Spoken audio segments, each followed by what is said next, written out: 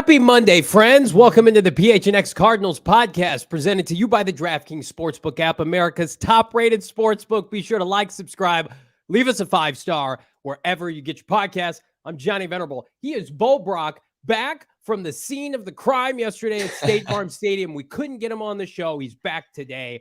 Bo, how you feeling? Cardinals have won exactly one home game in their last 11 tries, dating back to November of last year.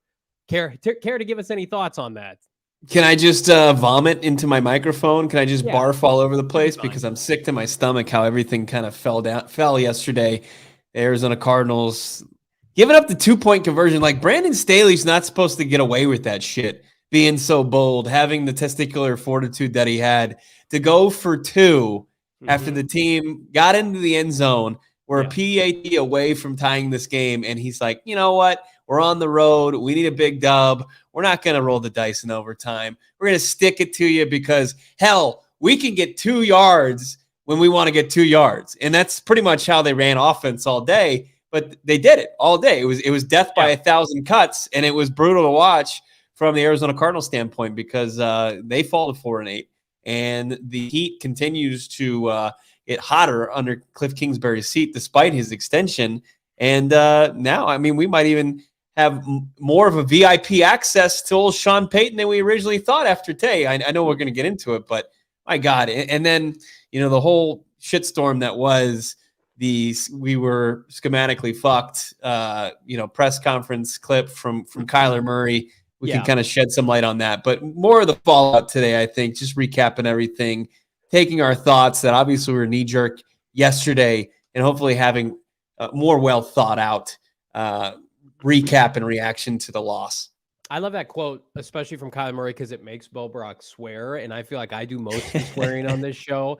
But full transparency, Bo and I are going to have our top 5 lists of potential replacements for Kliff Kingsbury come Wednesday's show, so be sure to mark your calendars for that.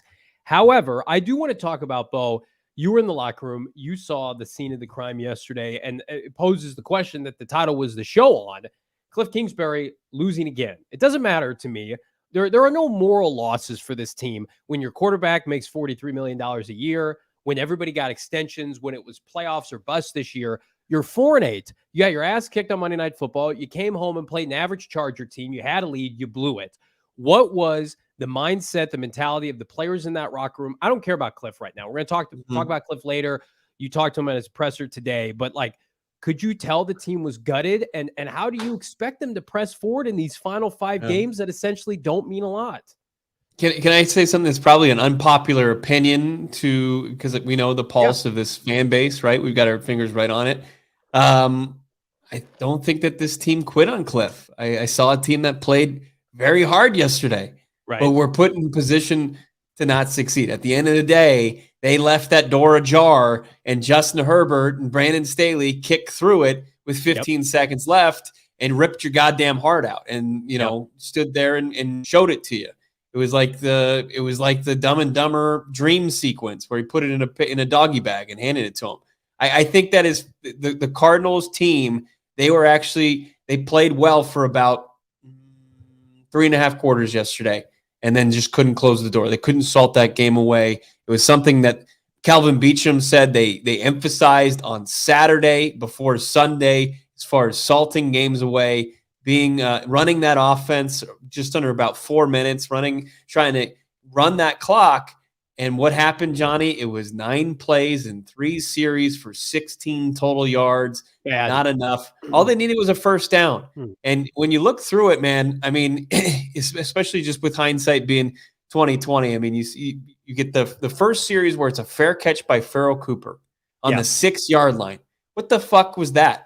Like, how? I mean, I know he's just coming to the organization, but he knows he was given instructions. I guess. I mean, how do you not let that ball? At least try to let it bounce and see if it can make its way to the end zone. Give yourself some room, but you're already starting with your offense backed up against your own end zone, and then McBride doesn't make the play.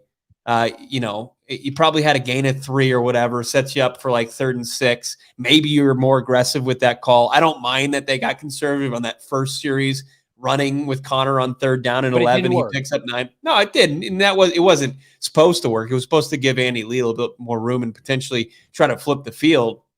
But then after on the second series, you get the absurd D-hop catch. You got 3rd and manageable. And then once again, your rookie tight end playing in place of the injured for the season after knee surgery, Zach Ertz, McBride, can't make a play on 3rd down.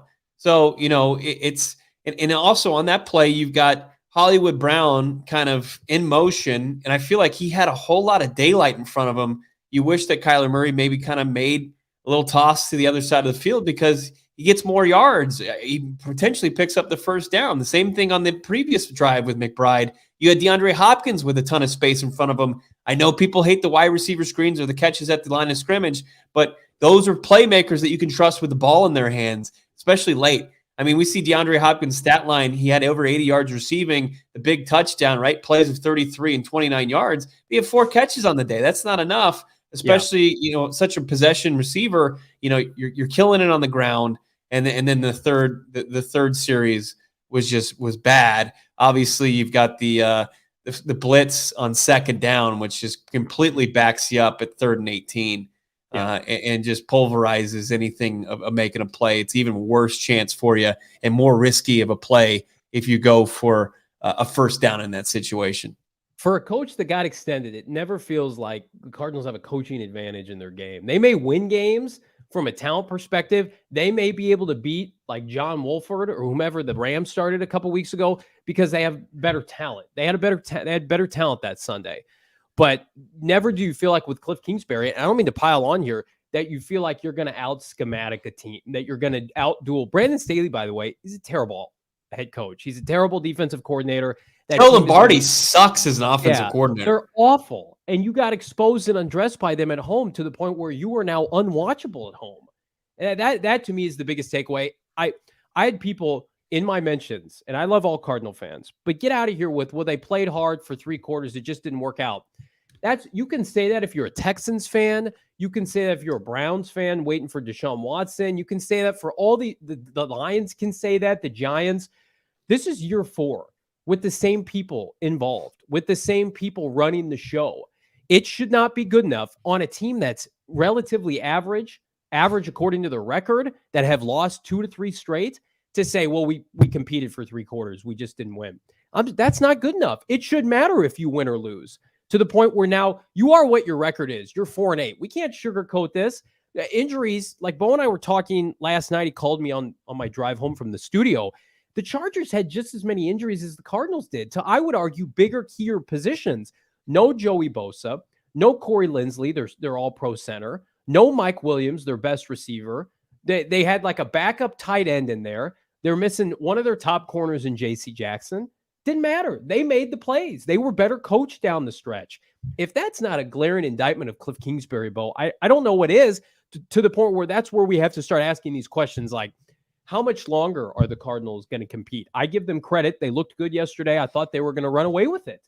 And then they let him back in. I thought Vance had a really bad second half. I know they only gave up the 1 touchdown, but to not adjust at all, death by 1,000 cuts, have your corners come up and play a little bit of press man. They had a 1st down anytime they asked for it. I just, to me, it is getting to the point, as B says in the chat, 1-10 since November of last year at home. It's very demoralizing. We want people to go to the game and support the team. That will never change. I will continue to do that. But you got to be better for your home crowd. You got to have a better product on the field. Yeah. I see that there's a ton of different variables in there. Jordan P saying it literally missed a field goal. What was it? 49 yards for Prater there. Yeah. The refs, those 2 reversals, I haven't seen that in a long. You rarely see it, and to see it twice where there was no like conclusive, without a shadow of a doubt, video evidence. Both ruled in favor of the Cardinals, then reversed. That's usually what the league tends not to do. Yes, exactly. Especially the one in the first half. I mean, what the hell are we doing? Was that was when the Cardinals were up 10-0, wasn't it? Yeah. And then, they would have been cooking again, and probably, I mean, the offense was rolling out of the gates, and probably, would have had solid starting position.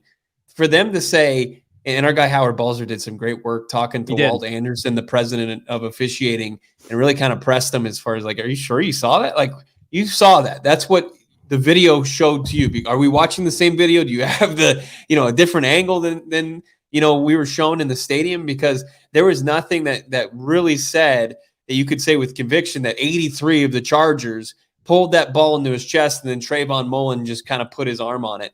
And then to have, Zaven Collins, I'm still looking for where the ball clearly touches the turf, that he didn't have his hands underneath that football. Like you said, it was initially ruled in favor of the Arizona Cardinals. It's like there's two issues there. There's the missed field goal, the second missed field goal of the season by an Arizona Cardinals kicker outside of Matt Amendola, Prater's first miss. I mean, you do have to enter that into the equation, right? You have to enter into the equation, But it's dealing with the adversity when it hits you, and the Cardinals do not do a good job dealing with it. And I'm getting to a bigger point here, but as far as the 3 and outs, like the 9 plays for 16 total yards, the drop passes from Trey McBride, Kyler maybe missing out on getting the ball in Hollywood's hands or DeAndre Hopkins' hands, like that's okay, right? If the stage wasn't that big, if it didn't cost you a game, and if it wasn't week 12. Because at what point, at some point you have to make the plays, execute them to win the game. And if you don't have somebody that's getting them in a position to do so, that's coaching. That 4th and 1 call. Let's talk about that for a second. That's what Kyler was alluding to when he made his comments in the post game, used an expletive in the presser. But we saw Ian Rappaport, rap sheet friend of the program, on Pat McAfee today, kind of elaborated on that. But he basically said, like, Kyler was venting his frustration because the Chargers knew it was coming. And it's just like, my play caller, my head coach, my offensive genius isn't creative enough to come up with something on 4th and 1 that the defense doesn't know is coming. I don't remember the Cardinals utilizing that formation all that often this year. Are you able to be telegraphed that much? You're that predictable? And I'm sorry, when you're having success with Kyler under center in that game, and you've got 3rd and 1 and 4th and 1, you don't give James Conner the balls. B points out in the chat, like that's that's indefensible. That, to me, as much as the turnovers reversed and the missed field goal, that was one of the biggest plays of the game because it effectively resulted in 7 points from the other team. Like, that was so deflating because your defense is in a very fragile mental state right now where they don't. I would be hard pressed to find a lot of people who have confidence in Kliff Kingsbury as a play caller. So you have to put them in positions where we got to force Justin Herbert and company to go 80+ yards and earn it. Because if we flip field position right now and they get the ball inside their own 50, inside their own 40, we're in trouble, guys. Yeah. And you've got Kyler having to, I don't care if it was, he misread it. He should never have been put in that position. That's what great coaches do. They don't put Kyler Murray in a position where he's in shotgun on 4th and 1 after having to do QB keep the first play and to not give it to James Conner, who, by the way, James Conner, yesterday, best game as a Cardinal, as B points out in the chat, 6-7 yards per carry. But the fact he got that extension last year was not because he's Derrick Henry going for 200 yards a game. It's because of his effectiveness in short yardage. He shored up the Cardinals' red zone issues. So you have him and you don't utilize him after you cut Benjamin and you have no other options. That to me, that is almost a fireable offense from Kliff Kingsbury, the play caller. And it just left a knot in the rest of our stomachs watching that game. Like, how can we take you seriously when you don't even effectively, and he does it later on and he converts it and then they score a touchdown on the next play. I don't know. That to me, even with all the other things going against them, that set the tone for the rest of the game. Yeah. So yesterday, Kyler Murray breaks down the play a little bit, but pretty much gives credit to the Los Angeles Chargers as far as blowing it up, as you said. They took away, as far as the defensive front, they basically took the Arizona Cardinals, that RPO that was called, out of the run option. He wasn't going to hand it off to James Conner because what he saw from the defensive front from LA. And then they've got a quick little pass that's supposed to be set up for Trey McBride, which is immediately taken away. So you before the ball is snapped, and this is even according to Kliff Kingsbury, I mean, they're in a scramble grill. Yeah, exactly. Audible out of it. Call timeout. What does Colt McCoy do in that situation? Does he look at that? Does he get that defensive look? Exactly. And it's just and that shows you the miscommunication between Kyler and Kliff, where they're just not on the same page. And at that time, it's broken. It's 10-7. The momentum that you had at 10-0 is already dwindling, and then you're just giving them even more momentum by, the pick becomes a 20-yard punt, but still it's a deflating play. It's a bad play by the offense. It was something that you could have easily converted, as B mentioned. 3rd and 1, hand it off to Connor. 4th and 1, just hand it off to Connor. That defensive front, no matter if they were set up to take away that run, they weren't slowing down James Conner. So run the boot play with Kyler under center. You fake it to James and you have him do an end around to the corner like you did against the Saints. They haven't tried that play since then. The fact that this team, the shotgun is what it is. It's never going to be my favorite formation. This team in 2022 at 4-7, you need 1 yard. You're in the shotgun both plays. I can't help you. That just, to me, and you don't run it either play. That tells me everything I need to know about your offensive philosophy. It's soft.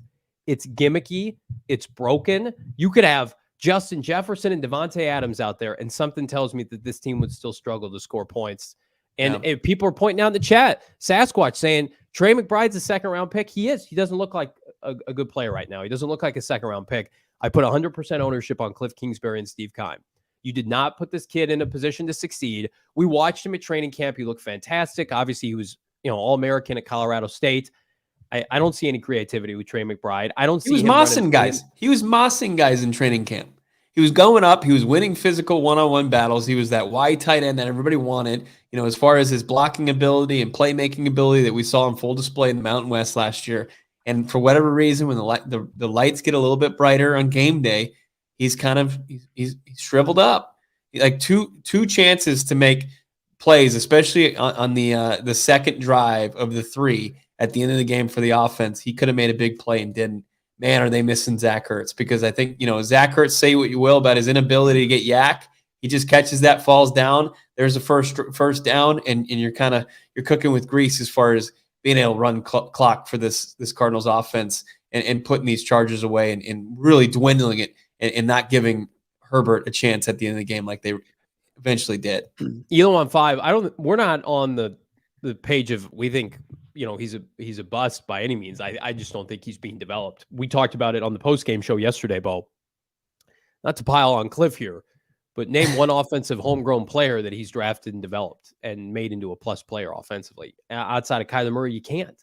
So I'm going to give Trey McBride the benefit of the doubt until potentially I see him in year 2 and with somebody else, because I don't trust his development. I don't trust, as Jose said in the chat, ability to make schematic adjustments is non-existent. That is perfectly said. Don't do Trey McBust yet. We're not at that point yet. He's still Trey McBride or die for me. He's still Trey McBride or die. I'm his McBride or die. Brandon asking, do you guys ever see Bidwell? Only when he does press conferences. We're hoping to see him in January. He's around the facility. I mean, I'll see him every once in a while. He's out there. He's in the cafeteria, and he's cruising around there. He was out on the practice field, I want to say, like a month ago. So I'm sure he's making appearances to show up on old Hard Knocks, right? But no, I mean, as far as is he going to put himself to where he's answering questions about this team that has horribly underachieved? No, he hasn't put himself in that position. And I don't think I've heard him on the flagship this season either. He hasn't been on Arizona Sports. But McBride, Kliff talked about him today. He was asked, as far as his feeling, what was it? This kid that they had high hopes for, best tight end in the country. Kliff just basically said he's trying to figure it out. He's still trying to figure it out. And it seems to be that's been consistently been told to us since training camp. Like there hasn't been much development there, and that's really unfortunate. I'm gonna go with the player, with the organization that cannot develop rookies in their first year. I'm gonna go with the player. Give the player the benefit of the doubt. Ask Hassan Reddick how that turned out. All these players that are blossoming now for the Cardinals. Why does it take 3 or 4 years? It shouldn't take that long. I'm sorry. Zach Allen's best season, his breakout season, should not come in a contract year. I just, after basically his first 2 years, he was non-existent. Byron Murphy, same build. Isaiah Simmons, Zaven Collins, like your rookies are allowed to succeed too, guys. You can have them perform for you, help the team. Yeah. Let's talk about something good. Let's talk about our friends over at OG's, killing the cannabis game. Arizona's Cannabis Kitchen. They've got all the gummies that you're going to want. Great stocking stuffers. Yeah, it's time to start checking off the list for your family and friends for the holidays. And OG's is the perfect gift for anybody because They're flavoring life. They're flavoring dreams. They're doing everything you want. They've got the Sedivas. They've got the ratio edition. They've got the full spectrum. They got the microdose edition, and they also have the sleep time gummy. Any of these flavors, tickle your fancy: orange creamsicle, aquaberry, blackberries and cream, tropical, watermelon, something for everyone from OG's Brands. We just partnered back up them for the foreseeable future. We're glad and just excited that we're locked in with OG's. You got to check out all their incredible products, ogsbrands.com. That's OGEEZ brands.com. Check them out on Instagram at OG's Brands as well. As always, you can find them in your local dispensary. Got to be 21 or older to enjoy. And we're less than 24 hours from the Electric Factory opening back up over at Four Peaks. Actually, their doors are open right now, but for another Team USA watch party. The U.S. men's national soccer team is taking the pitch tomorrow in a huge showdown with Iran with huge implications as far as who's going to advance to the knockout round and be big for U.S.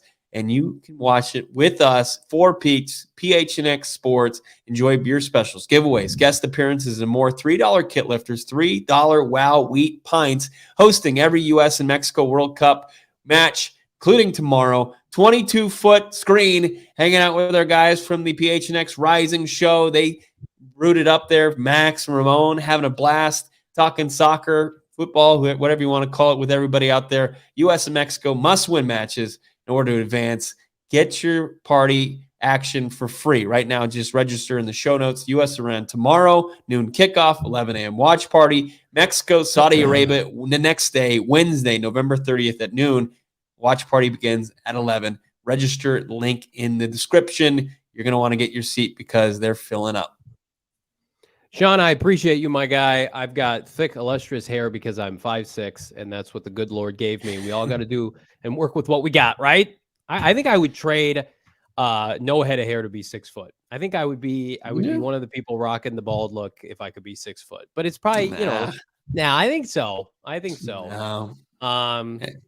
It's it's either or. If you're bald, you probably want hair. I'd give up a few inches to just kind of keep my hair.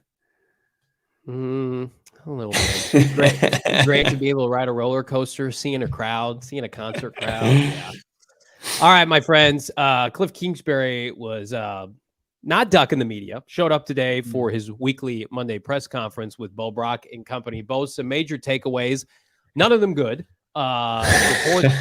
Reports coming out. A couple Cardinals are going to be out for a little bit. DJ Humphries in particular is stated to potentially miss the rest of the season with that back injury. He's on IR. They left yesterday's game relatively healthy. They expect Will Hernandez and Rodney Hudson maybe to return after the bye. What more can you tell us from Kliff and company today? Yeah, I mean, Kliff really was hopeful that he could get one or both of his key offensive linemen back in Rodney Hudson. But, I mean, I'll believe it when I see it with Rodney. He's had that knee injury since they were able to coax him out of retirement back in July. He hasn't been healthy the entire time. He's played a handful of games for this Cardinals team. As far as Will Hernandez, I would bet that he could come back. I've seen him working out on the side field while the team practices. He was dealing with a pec injury, avoided any type of surgery there. So Will Hernandez could return potentially to his usual right guard spot that, he's played the best football of his career so far after being drafted in the second round out of UTEP by the Giants, and then potentially become a bust kind of for the G-men, and has resurrected his career for the Cardinals. Rondale Moore, I think that's something also. You hope that he can get healthier over the next, this week. And then obviously they've got the extra day with the Monday Night Football being their next game against the New England Patriots, that groin heals up, and then Greg Dortch's thumb can heal up. Both those guys were able to avoid surgery. Both those guys were able to avoid the IR. But I think Kliff pretty much ended DJ Humphries' season today. He said, they're hoping to avoid surgery. Wouldn't allude to it being a disc issue or anything like that, but it just doesn't sound like Humphries is in a position to come back. So, you could get more weapons on the outside for Kyler Murray, but it may be some more protection as far as the interior of the offensive line. But It's a lot of these guys are IR'd, and a bye week isn't just going to be the magic number of days to get them back in time for the next game. Andre Bocelli, who had a catch yesterday, was released. That's nice. Unfortunately for him, you catch a ball and have a conversion of a first down, then you get released the next day, which probably bodes well for Greg Dortch, who didn't see the field yesterday. And then, as you mentioned, Rondell Moore. We'll see. Rondell, I mean, what can you say about Rondell? I'm at the point where I'm ready to see other people for the rest of this year, and I'll see you in the spring, Rondell Moore. All right. I'm not. I want to see him out there with Hollywood and DeAndre. No. It's because here's why I want to see that, because you won't have to have Trey McBride be your third option. It was hey, how about Robbie Anderson making a play for the first time? Oh yeah, I was like, who's yesterday? 81? Is that Steven Anderson get a new number? Nope, way too skinny for that. Yeah, Robbie looking strong yesterday. Listen, this receiving core is better than on paper 75% of the league. Doesn't matter. Like, I'm at that point. Like, I'm excited about these guys. Listen, they're all under contract next year, so think of that what you will. But you're not getting the production you need. You're not scheming them open. They have to win one-on-one. It just, everything looks hard, and when they need yardage, they can't pick it up. I'm at that point. I thought before even Hopkins got suspended, like, I thought by hook or by crook, despite Kliff Kingsbury's shortcomings, they were going to be too talented for them not to score a bunch of points. I thought they were going to average 28 to 32 points per game. I thought they were going to be in a bunch of shootouts, a bunch of fun offenses this year, health permitting. Then Hopkins gets suspended. They don't look good. He comes back. He can't save the day alone. We saw it yesterday. Like, no one really complimented him. I know Hollywood got into the mix a little bit. Didn't have enough, targets in the second half. Want to get to this $1.99 super chat. Thank you, Jason. Did we fire these two clowns yet? I just came in. Well, unfortunately, Jason, for you and everybody else in the chat, Kliff Kingsbury, Steve Keim, still employed. We've reached the bye week, and that we can check off one big, journey point of the season for us, that we thought if Kliff Kingsbury were to get fired, it would be during the bye week. But then Sean Kugler was inappropriate in Mexico and was let go. So they only have so many offensive coaches left. And I talked a little bit about this, Bo, on the post-game show yesterday. It's like, they're not going to have any coaches to coach the offense for the rest of the year if you fire Kliff Kingsbury. And right now, like a month ago, I was ready to give Vance Joseph like the interim. I don't want to see Vance Joseph coach this team right now because his defense isn't playing well enough. Like, that to me is just that's a vanilla solution. Now, if you get down to the last couple games and the team actually quits and you want to give Vance a couple goes at it, yeah, that's fine. And give him an interview at the end of the year and see how that goes. But I am not banging the drum for Vance Joseph, to take over this team right now. No, it's just you're spread too thin as far as the coaching staff. Yeah, you can't. You've handcuffed yourself and them not making a change. It was interesting to hear Ian Rappaport's comments on Pat McAfee's show today, saying that usually when you sign an extension, you don't get fired after the following season, but this season is not nothing in that it's not out of the realm of possibility, paraphrasing for Rap Sheet. But I mean, they've really put themselves in a tough position here to struggle. As I tapped one of my kids' toys here and it's making noise. I think that Kliff is here for the remainder of the season. And he was asked point blank in the post-game press conference if he's worried about his job. And he said, quote, "I'm not." And, we talked to Hard Knocks directors and stuff, and you can have your thoughts about them, but they said that as far as Keim and Kliff, how they're operating, they're not operating like guys who are scared that their job is going to be taken away at anytime soon. And this is not new. Like this loss was a new way to lose for the Cardinals yesterday, but losing has not been new. They've won 4 times in 12 chances. They've lost a lot this season, and those guys still feel pretty comfy in their spots. Let's do some numbers real quick here. Some not so nice numbers. So the Cardinals are terrible at State Farm Stadium.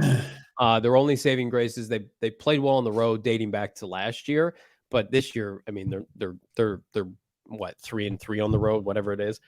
Mm-hmm. So why are the Cardinals so miserable at home? Well, since the start of the 2018 season, that was the Wilkes season. He won one home game. It was against Kyle Shanahan and the Niners. They are 11-27-1 at State Farm Stadium. Kliff Kingsbury at State Farm Stadium is 10-19-1. And over their last 12 home games at State Farm Stadium, Kingsbury and the Cardinals are 2-10. I think if Michael Bidwell makes a change, it would be because of that. Like, not all 5-12 seasons are the same. Not all 7-10 seasons are the same, right? Although I do think Kliff keeps his job if he somehow wins 3 more games. But you look at the fact that you can't put on a quality product for your home crowd.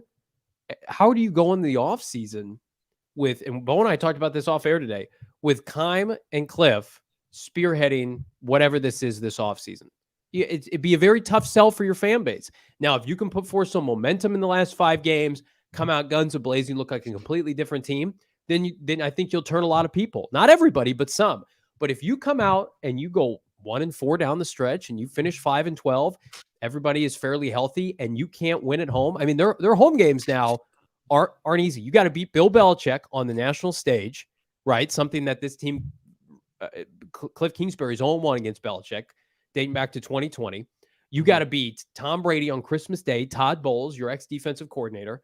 Those are not easy wins. Now, you could go to Denver and win. You could go to Atlanta and win. We'll see what the Niners have to play for in Week 18, but it's going to be difficult for them. And we transition from that into this. Before the show today, I was sent a clip of potential head coaching candidate Sean Payton on the Colin Cowherd show, The Herd on Fox Sports, talking about, you guessed it, the Arizona Cardinals. Is it solvable? Yeah, it's a good question. It's certainly more of a Rubik's Cube than a simple X and an O thing. I mean, it's pretty complex. It began to become complex when word got out about the contract, the additional. I was a ball boy for this team back in, I'm going to date myself, but when the St. Louis Cardinals, before they were the Arizona Cardinals, their training camp was held at Eastern Illinois, where I went to school. And so the early years there in 83, 84, 85, it was Hannafin and then became Gene Stallings. Yeah. We'd clean the rooms, bring towels to the rooms. We'd have a summer job. Was the Neil Lomax teams? Neil Lomax had just taken over for Jim Hart. Mr. Bidwell Sr. was the owner at that time, and I think I know that family well enough. And Joe Buck I was 18 or 19, and he was 16. He was there. And then finally, my senior year, I handed out rosters and got to eat with the team, worked for the team. So, yeah, I'd like to say this is something that's a one-off, but this repeats itself every year. I mean, it's the teams that aren't having the success they expected. Now, the important point he makes at the end, this is not something that happens every year with the Cardinals. He just means with every team that is underperforming, this is not new for the NFL. Like, a team has expectations, then they don't follow through, and there's turmoil. So I don't think he's coming off saying the Cardinals are dysfunctional now. You may believe that, and you're entitled to your opinion, absolutely. But I think you listen to Sean Payton, and I grew up in Illinois. I went to Illinois State. They're in the same conference as Eastern Illinois. I remember the Cardinals used to play their training camp in the 70s with my dad growing up at Illinois State's field with the Redbirds. Like, they are ingratiated in the Midwestern culture. And I think that helps Michael Bidwell and company with their recruitment pitch, that he's got a lot of familiarity with this organization. You see that, Bo Brock. How can you not be excited to begin connecting the dots that he's a history savant of the game? He knows your organization. He likes your quarterback. Michael Bidwell, it is served up, my friend, on a silver platter for you. This bye week needs to be, let's start the negotiations. Let's start the recruitment pitch, because he seems genuinely interested in the team. Let's take a look at that super chat real quick, because it's kind of in line with what you're saying. From Jason Krell, sign this brother now. We need him. Keim sucks. Can I play devil's advocate a little bit? No. Why? You cannot come on this show after seeing that clip and rain on the parade. Fine. I mean, think about the organization back in those days. Think about, let's call Bill Bidwell a polarizing figure as far as an owner. Were those happy days? I mean, he took over the Aints with bags over their heads in the Superdome, and that made that franchise relevant. Maybe he takes pride in taking over dumpster fire organizations, dumpster fire situations. Some people like to rebuild. Some people do not want to be born on third base like the coach from Ohio State, as Jim Harbaugh put it, Ryan Day. Some people want to say, Because I think winning a Super Bowl with the Cardinals means more than winning the Super Bowl with the Yeah. Rams or the Cowboys. I just don't think this is as much of a slam dunk as Kenny Dillingham was going to ASU. This isn't like a homecoming. But look, this gives you access, right? Does Michael Bidwell feel the same way about Sean Payton? Do you have any concern that Sean Payton was the head coach of the Bounty Gate Saints and that they grow up? I'm sorry. That was 10 years ago. Retired Kurt Warner. They retired his ass. He did that. It wasn't personal. I would just say it's not personal. We did that to everybody. We paid everybody under the table. I'm sorry. That put the Cardinals in a world of hurt. No. Not having an incumbency plan for a next quarterback. They knew Kurt was going to retire. They should have drafted a quarterback. That's like saying Carson Palmer getting hurt, put them in a world of hurt. They should have drafted Patrick Mahomes or Deshaun Watson. They screwed themselves. They never planned for anything. If there are people that come out, mouthpieces for the organization saying you can't hire Sean Payton because of Bounty Gate, I'm literally going to punch a wall. I'm going to be so sick to my stomach. Do you care about winning?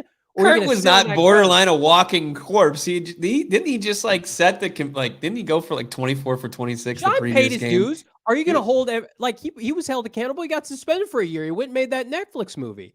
Go watch that Kevin James Netflix. Oh, yeah. It takes a hilarious take on Bounty Gate. It's something. Oh, my God, Bo. You're going Bounty Gate on me.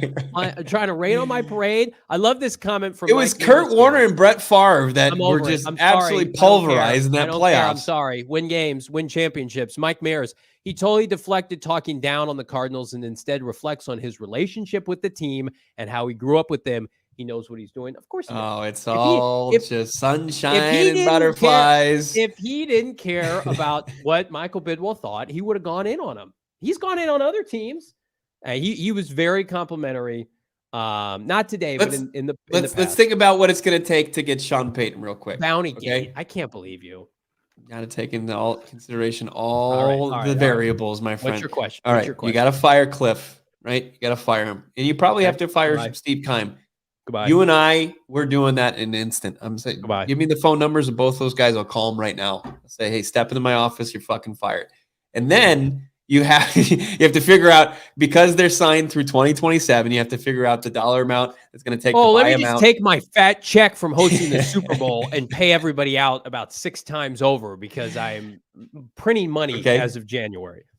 All right. And then we get ourselves, so now you have no GM, no head coach. Now you go out and you start negotiations with Sean Payton. What's going to take to get him in the door? That's going to cost you a whole ton of money. Whatever. An organization that, it's paid its players, but hasn't gone out there and paid for coaches before. I think Michael is seeing the value of paying for a big time coach. And then you've got to figure out, the compensation that the Saints are going to want. I mean, it's gotten a little bit easier in the last couple of years. It was somebody came out of. Didn't the Cardinals get a 6th-round pick for BA? Yeah, he was retired though. They had no leverage. They already had a coach. They had no leverage, and they wanted BA to. Well, so do the Saints. The Saints would probably take him back though. Yeah, but he doesn't want to. Talent. They know that they broke up. Same thing with the Cardinals knew about BA. All right, I'm going to give you my answer here in a second, but I want to tell everybody right now.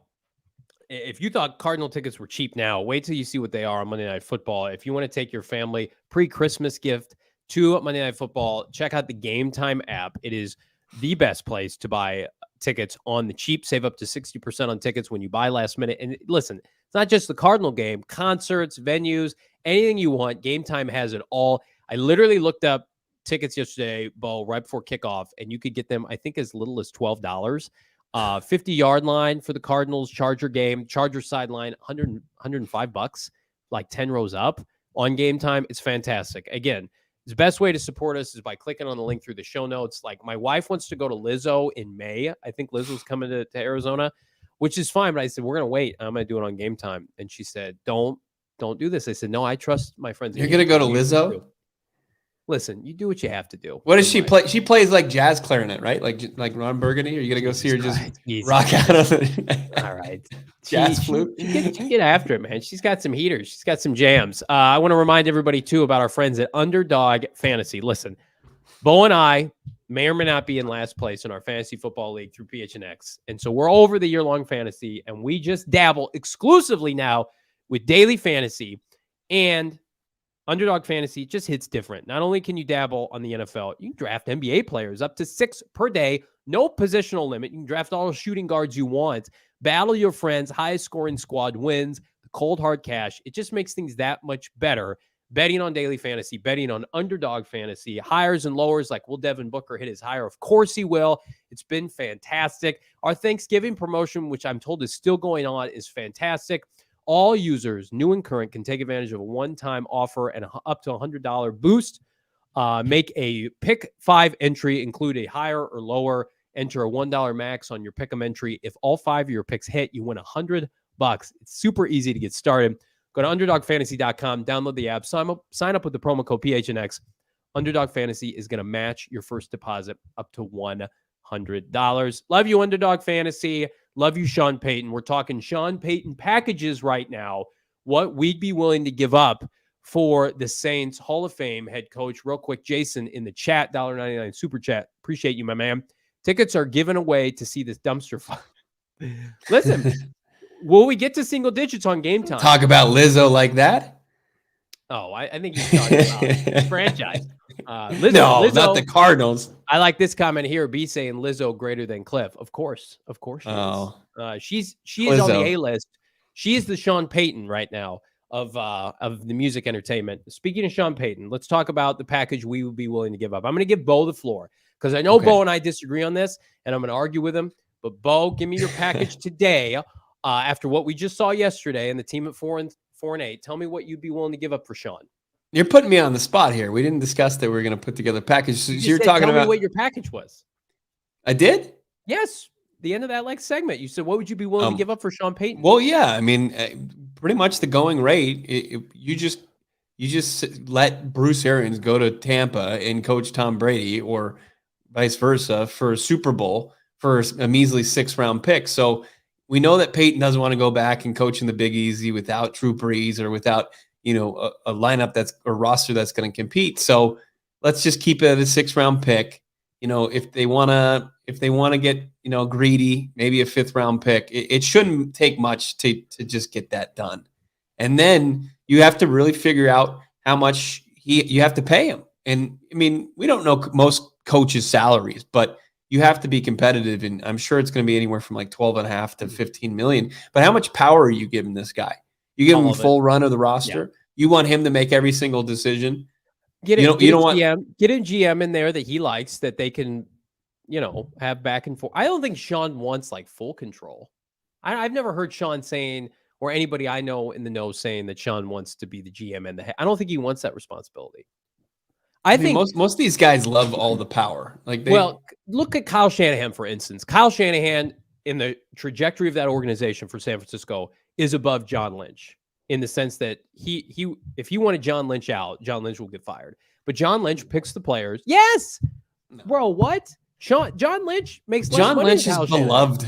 Well, he is now, but that's the dynamic I think you need to look, because they hired Kyle Shanahan before John Lynch. Then they hired John Lynch, became their GM. The Cardinals need to do the same thing. Sean Payton chooses his own GM, have the same setup. See, Jalen just said it in the chat. You let Sean pick his GM. Somebody who wants to work with. Sean does not want to. You're giving Sean Payton the keys to the franchise. Is that right? That's all you want? The franchise that's burning to the ground right now. I'm going to say, go to Home Depot and rebuild it, please. Do it for me. I think we're making a mistake here. Everyone's making a mistake if you phrase it like the BA situation. Bruce Arians' specialty situation, he was retired. He wanted to come out of retirement. Sean, it's known he's going to come back into coaching. I think the Cardinals have less leverage in this situation, and I think it would be a fatal error by Michael Bidwell to go into negotiations with the Saints thinking that you're going to get the same kind of deal that you gave up for Bruce Arians.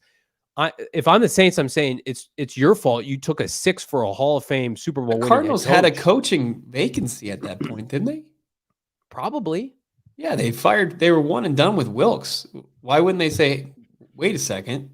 I don't know. Why do they do anything they do?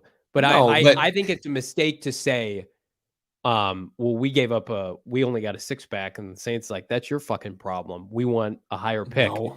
I am not I've seen like Herm Edwards got like a 4th way back in the day. Like there's no precedent. It's one thing if it was John Gruden where he was the head coach of the Raiders and he was under contract and he was coaching at the time and continuing to coach, and they just wanted to trade for the coach, and it cost a pair of firsts or was something absurd.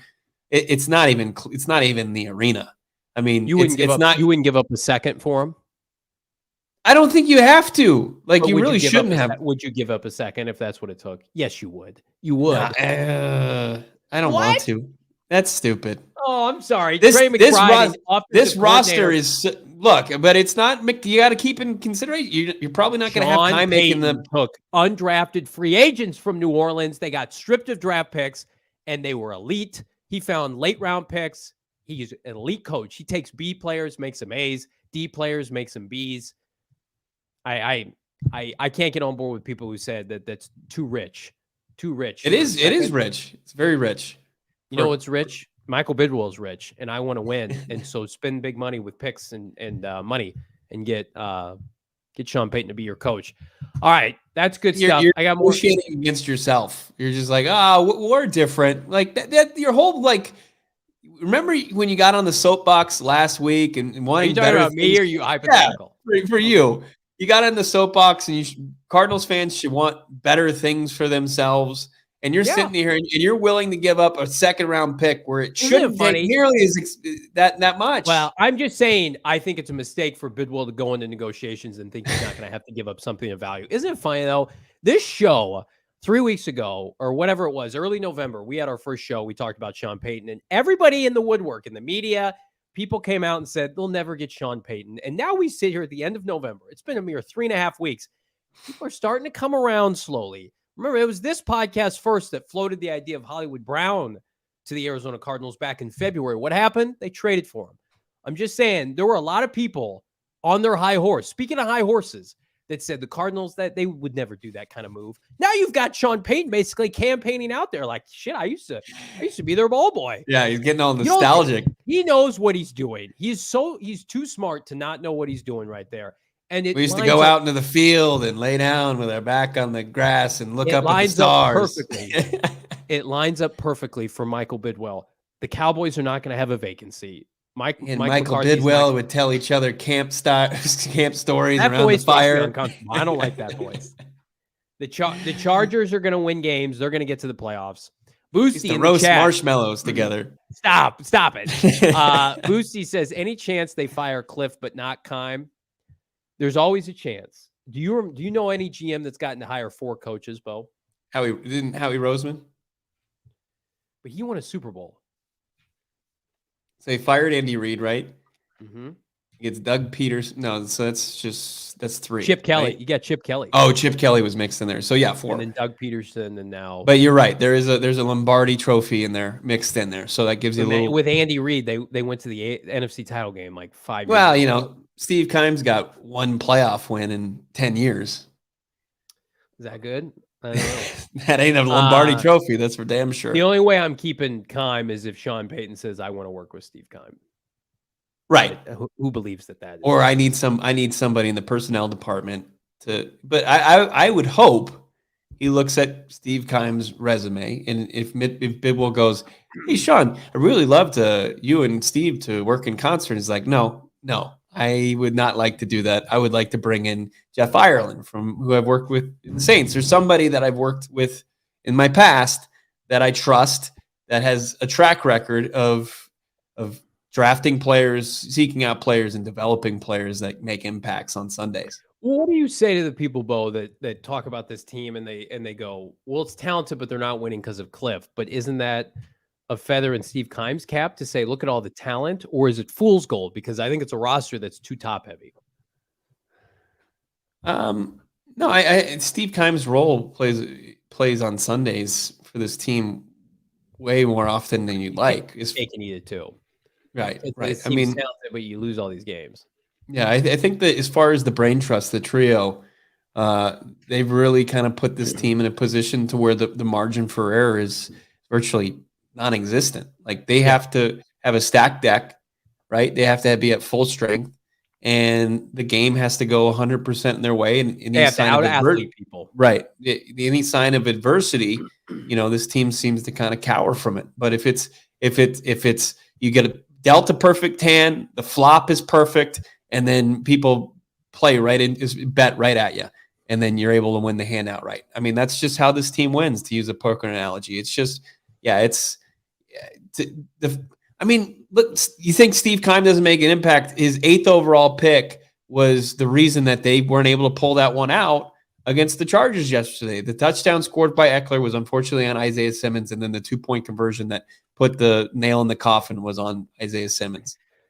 Perfect segue. We got PFF grades. We got Isaiah Simmons, sorry-ass PFF grade, PFF Monday. Notable PFF grades, Pro Football Focus, from Week 12 versus the LA Chargers. A lot of good, a lot of not so good. We talked about Trey McBride. 34.2. Was an excellent run blocker, but I think the issue was the drop passes. Brought down that receiving grade en route to that grade. Isaiah Simmons, 50s across the board en route to 53.5 grade. I mean, I'm not putting Isaiah Simmons in the slot. I guess they felt like they needed to do it out of necessity, but maybe, who knows, Bo, you could put a corner there instead. But how about the offensive line? Played pretty well, 1 sack allowed, highlighted by Josh Jones, 77.4. He is a bright spot in this heaping garbage shit of a season. The Cardinals have I think, a franchise caliber left or right tackle. And then, the usual suspects, D-Hop, stud, J.J. Watt, stud, Budda Baker, stud. Nice rebound game for Kyler and Hollywood Brown. Zaven Collins, his run grade wasn't great, but then I saw some clips floating around Twitter where he was stuffing the run, Austin Eckler. I mean, he's had a nice second year. And then Marcus Golden somehow was their highest rated player, and I didn't see him do one positive thing yesterday. So who knows about that one? What are your thoughts on these? Yeah, I don't know how Marcus Golden, the junkyard dog, got at 85.6. His extension, this training camp, for 1.5 sacks, it's just not enough. I know he does more, but you need more production from that. I mean, the edge position outside of the 2 third-rounders who play sparingly it just hasn't been there. Budda Baker continues to play solid. Still, he still limping around as far as that ankle goes. But I thought Zaven Collins played a solid game, and he nearly had the game-changing pick that could have sealed the deal. That's overturned by replay in New York. PFF. It is a test that the grades do show that this team played well yesterday and then just fumbled the bag at the end. They did. Yeah. The reason we didn't show the PFF grades from Mexico City, because it was like it was blinding. Yeah. It was like bleaching the eyes. Johnny's test scores. Hey, hey, like Marcus Golden must have pulled a Ferris Bueller when he changed his attendance record. He might have had PFF's database there. Somebody in the chat saying Golden had 7 pressures. That's why.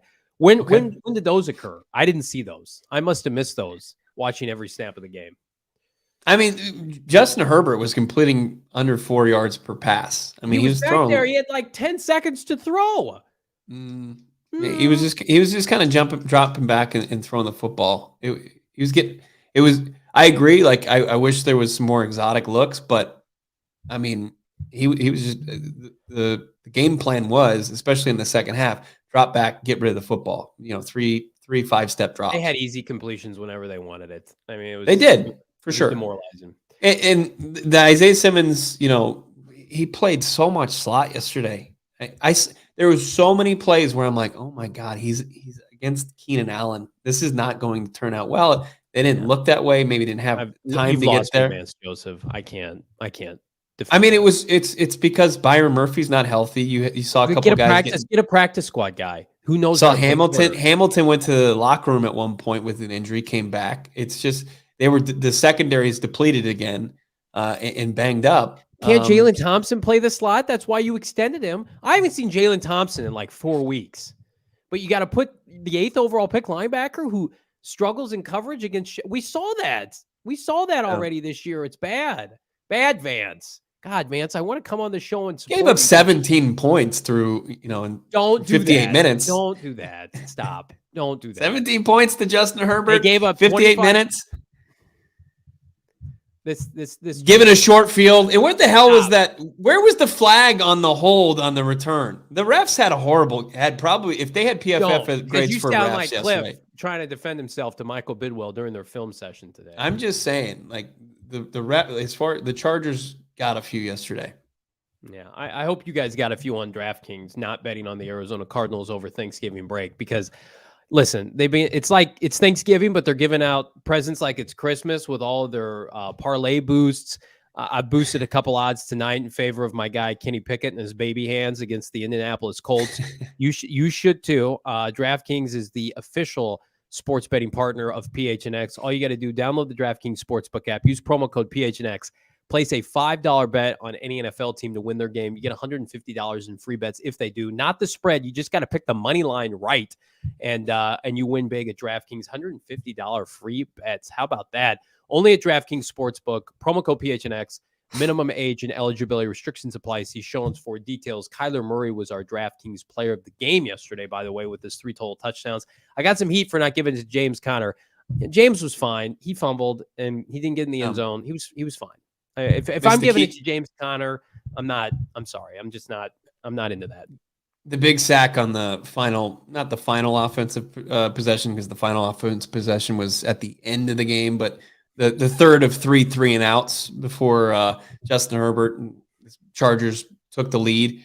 He had I don't know what he was doing on that blitz, but he just kind of looked back at Kyler Murray like, good luck, buddy. That was a bad look for James Conner, but 120 yards, solid performance. But yeah, the fumble, and I'll let Sean Payton decide to keep James on. I see close to 170 people here in this watching the show live, and we appreciate every single person that watches PHNX Cardinals. But I will say this, to kind of speak this Sean Payton thing into existence, you got to smash that like button if you want Sean Payton as the next Arizona Cardinals head coach. If you don't, you hate this franchise and you don't want us to have nice things. That's just that's all I'm putting it out there. Sean Payton watch. Kill me because I'm not supposed to click buttons, but I'm clicking this one. We've arrived. We're here. Sean Payton watch. Support this show. Kyler Murray even said that the defense shouldn't have been put in that situation. Defense played great. Kyler Murray hates Kliff Kingsbury. They had their worst possession. They are not friends. In the final, they don't like each other. Would you say they have a good relationship right now?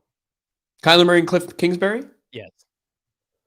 I think it's fine. I don't think it's changed. I really don't. You've changed. He's all in with Sean Payton, giving up whatever it costs. Now you're nickel and diming me? He doesn't hate Kliff. Kliff lets Kyler be Kyler. And you got to think about that in your own life, in your own position. Think of a boss that kind of lets you do whatever you want. Sure, it's probably not the best for you in the long run. It probably enables you to develop some bad habits. But at the end of the day, you get to pick your own hours. You get to kind of run the offense how you want to run it. I think that Kyler gets frustrated in losing and kind of especially look like kind of a fool on a national stage. But at the same time, he knows he probably feels like he's got a good thing with Kliff Kingsbury. You got a good thing with us. Go PHNX.com. Black Friday, Cyber Monday blowout sale to PHNX merchandise locker. Pick up supremely discounted gear, the softest tees you can imagine. We got our Bird Gang tee right now, super discounted. I think it's $5 shipping anywhere. You absolutely love to see it. Become a diehard. Get an extra 20% off on top of that. Promo codes on discounts on promo codes. Check it out right now. Go PHNX.com. Become a diehard. Get a free t-shirt or hat for the entire year. Then cop a 20% discount on the already discounted gear on the PHNX merchandise locker for Black Friday, Cyber Monday. Bo, good to have you back, my friend, here on a lost Monday. We thought we were going to get a victory Monday. We did not, but it's been a win because all of you were here. You're voicing your concerns. You're venting your frustrations. This is the official Vent City for Arizona Cardinal fans, Vent podcast, whatever you want to call it, therapy session. And good news, because the doctors are in for the rest of this week. We got an audio-only pod dropping tomorrow, and then Wednesday, Bo and I are back for a doubleheader with our guy, DA. 5 replacements for Kliff Kingsbury. Plus, we're going to do it again. It's Hard Knocks After Dark. Good hell. Can you imagine what that's going to look like on HBO? We're going to be there for your post game, 9 p.m. Mountain Standard Time. They're not going to show the 2-point conversion. I would bet they're probably just going to scrap that. They're going to leave it on a cliffhanger. That's right. Find out. Tune in next week to see what happened. Thank you guys for checking in with us today. Again, like, subscribe, leave us a 5-star wherever you get your podcast. Like this video, share it around the YouTube algorithm, share it around so Sean Payton knows we want him here in the desert. For Bo Brock, I'm Johnny Venerable. We'll see you tomorrow.